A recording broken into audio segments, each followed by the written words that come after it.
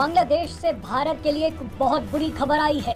तो बांग्लादेश की कुछ गलतियों के कारण भारत का इतना बड़ा नुकसान हो रहा है, जिस पर बहुत कम लोगों की ही नजरें जा रही हैं। दरअसल भारत के पड़ोसी देश बांग्लादेश में ऐसी घटनाएं घटित हो रही हैं जो आपको भी सोचने पर मजबूर कर देगी। और इसके कारण न सिर्फ बांग्लादेश में उथल पुथल देखने को मिल रही है, बल्कि बांग्लादेश की कुछ गलतियों के कारण भारत को बहुत बड़ा नुकसान उठाना पड़ रहा है। क्योंकि पिछले 1-2 महीनों से बांग्लादेश में काफी ज्यादा क्राइसिस देखने को मिल रहा है। और हाल ही में खबर निकल कर आ रही है कि भारत के जो डोमेस्टिक एक्सपोर्टर है, उन्हें अपना सामान बांग्लादेश में भेजने में कई दिक्कतों का सामना करना पड़ा है, जिससे भारत के ज्यादातर एक्सपोर्टर का सामान ना के बराबर बांग्लादेश में एक्सपोर्ट हो पा रहा है। यहाँ तक भारत के द्वारा जिन फूड प्रोडक्ट का एक्सपोर्ट बांग्लादेश में किया जा रहा था, उन्हें अब आसानी से एंट्री नहीं मिल पा रही है, जिससे जल्दी खराब होने वाले फूड प्रोडक्ट एक्सपायर हो रहे हैं और भारत की कंपनियां घाटे में जा रही हैं। और यह स्थिति हाल ही में और भी ज्यादा गंभीर हो गई जब 5 अगस्त को बांग्लादेश की पीएम शेख हसीना अपने देश को छोड़कर भाग चुकी है और उन्होंने अपने पद से रिजाइन दे दिया है। पूरी खबर क्या है, विस्तार से चर्चा करेंगे। दरअसल पिछले कुछ महीनों से दुनिया भर के देशों की नजरें भारत और बांग्लादेश के रिश्ते को तोड़ने पर टिकी हुई थीं, जिसमें अमेरिका, चीन और इसके अलावा पाकिस्तान का बहुत बड़ा हाथ है। यह तीनों देश मिलकर भारत और बांग्लादेश के बीच द्विपक्षीय व्यापार और आर्थिक संबंधों को देखकर पूरी तरह से परेशान थे। इसलिए यह बांग्लादेश में शेख हसीना की सरकार को गिराना चाहते थे, ताकि भारत और बांग्लादेश के बीच रिश्ते में दरार आ जाए। और भारत जो दूसरे देशों के साथ साथ श्रीलंका, बांग्लादेश और भूटान को धीरे धीरे कंट्रोल में लेकर वैश्विक बाजार में सबसे तेजी के साथ आगे बढ़ रहा है, वहां पर भारत पीछे हट जाए।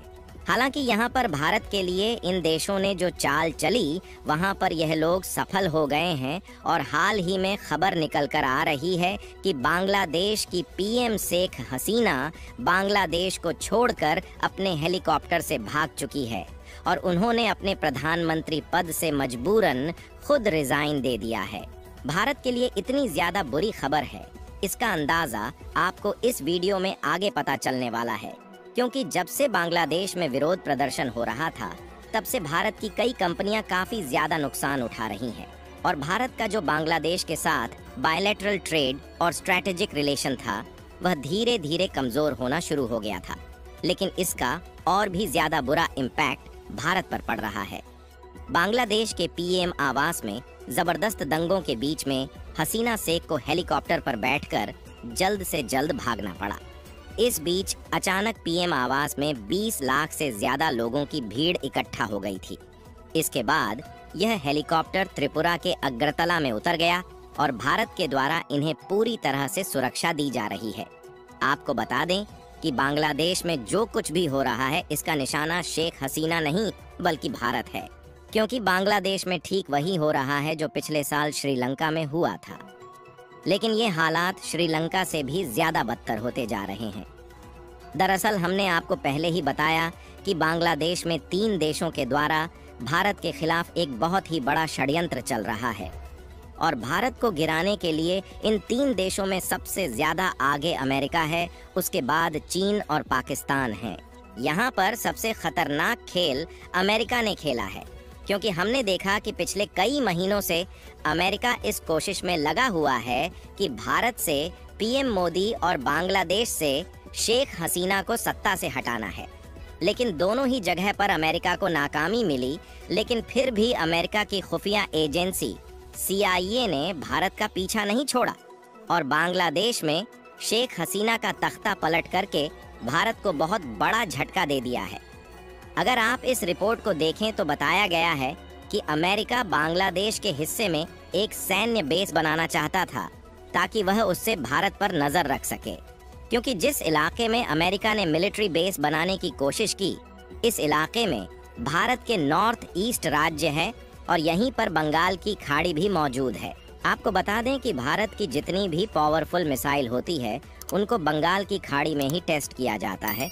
इसीलिए अमेरिका इस कोशिश में जुटा हुआ था कि भारत की डिफेंस जासूसी करने के लिए वह बांग्लादेश के हिस्से में सैन्य बेस बनाए। लेकिन बांग्लादेश ने जिस तरीके से अमेरिका को बाहर का रास्ता दिखाया था, उससे अमेरिका पूरी तरह से नाराज हो गया और वह हाथ धोकर बांग्लादेश के पीछे पड़ चुका था।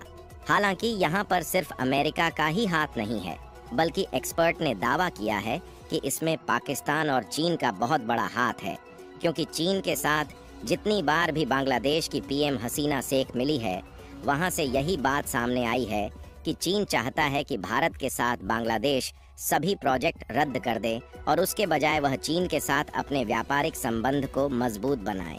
यहाँ तक कि भारत के सिक्किम और अरुणाचल प्रदेश राज्य से होकर जो तीस्ता नदी बांग्लादेश से गुजरती है, उस पर चीन बांध बनाना चाहता था, जिसके लिए चीन ने बांग्लादेश को कई बार ऑफर दिया कि वह बहुत कम लागत में इसे खुद बनाएंगे।